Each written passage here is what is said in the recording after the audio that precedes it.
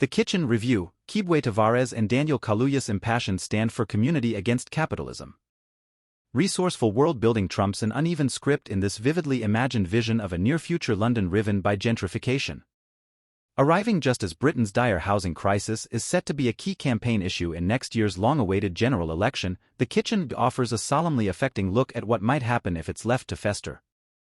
Zooming through a dystopian London in what seems the too-near future, this sharply accomplished feature-directing debut from Quibue Tavares and actor Daniel Kaluuya surprisingly eschews high-concept genre plotting to go with its elaborate sci-fi scene setting, instead narrowing to an intimate, humane study of black male bonding in a time of systemic social oppression.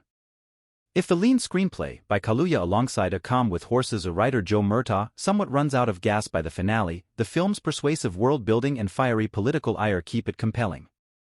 Netflix will release The Kitchen, a fitting, resonant closer to this year's London Film Festival, in early 2024. Call it the exasperated payoff from 13 years of conservative austerity, but British cinema feels in a notably pessimistic place. The fall festival season alone has seen the premiere of multiple glum snapshots of a country, and especially a capital, in social, economic and environmental crisis. Take Mahalia Bellows' The End We Start From, about a future, climate-changed Britain devolving into anarchy, or even Andrew Hay's present day, All of Us Strangers, its lonesome mood defined by ghostly London towers of unoccupied, overpriced new-build apartments.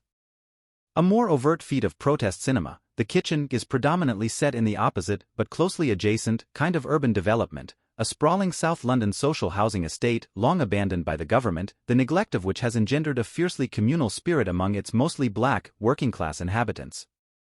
Sprawling and haphazardly Lego-stacked in layout, the estate is nicknamed The Kitchen, perhaps after the cooking pots that residents bang outside their windows to warn neighbors of police raids, which happen all too frequently and violently. The place has been condemned, its utilities shut off one by one to smoke impoverished locals out, with seemingly no alternative accommodation on offer. In such desperate circumstances, a defiant air of collective pride courses through The Kitchen's shabby market lanes and heaving, low-lit nightclubs. Credit production designer Nathan Parker with this microcosmic city-within-a-city completeness, and over the airwaves of its pirate radio station, where veteran DJ Lord Kitchener, soccer legend Ian Wright, bolsters spirits with vintage soul and power to the people slogans. Yet taciturn outsider Easy, a terrific Kane Robinson, isn't so sentimental about the place he's lived his entire life, bluntly calling it a shithole, as he saves up to move to Buena Vita, a sleek, soulless high-rise development across town. He's nearly there, thanks to his joyless job as a salesman at the supposedly eco-friendly but clinically corporate funeral home Life After Life. There, the underprivileged dead are processed into nascent tree saplings, then shifted to an ominously unspecified location. In a wittily morbid bit of location repurposing, the facility sits on the site of the Barbican Conservatory, London's beloved indoor green sanctuary. But Easy's solitary mission is disrupted when he encounters teenage orphan Benji, newcomer Jediah Bannerman, at the funeral of his ex, and Benji's mother, protectively bound to the lad for reasons he can't quite admit to himself. He takes Benji into his cramped studio, just as the authorities launch a renewed effort to destroy The Kitchen once and for all.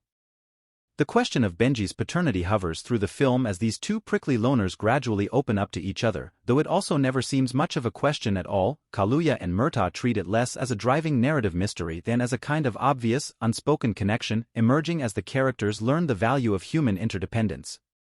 It makes for a poignant, slow-burning two-hander, beautifully performed by the leads in a gradually shared language of wary glances and telling sighs, while Robinson's aloof, slouchy demeanor and Bannerman's defensive swagger begin to reflect each other. The film's dramatic conflict, beyond the faceless, armored cops swarming the action in multiple claustrophobic set pieces, is less well-drawn.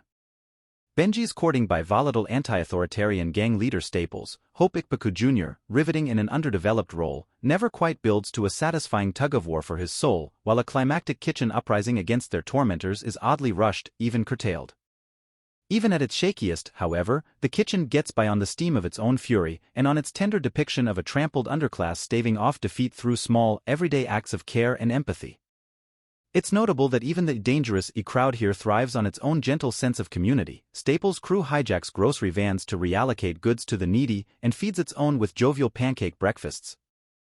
The film's bigger picture is never less than believable, its CGI-assisted impression of a London contorted with luxury developments while the unhoused merely rot into the ground, taunted by surveillance drones, hits home. Tavares, an acclaimed shorts director whose architecture background is felt both visually and philosophically here, and Kaluuya steer proceedings with a seductive kineticism that masks a blunter, uglier punch.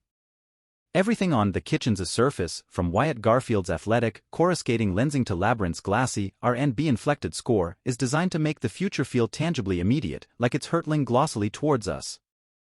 Everything underneath urges us to resist.